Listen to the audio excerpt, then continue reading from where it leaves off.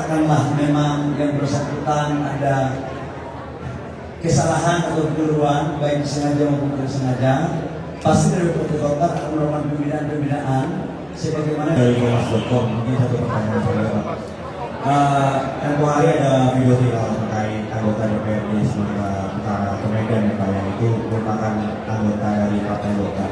Nah, Pak Bahlil ini sebagai ketua umum, apakah sudah menerima laporan itu? Apakah akan ada sanksi Pak depannya terkait kader dari Bapak ini? Terima kasih. saya sendiri tahu juga dari berita medsos ya, dan kami dari Partai Golkar ikut mendalami dan sambil berjalan.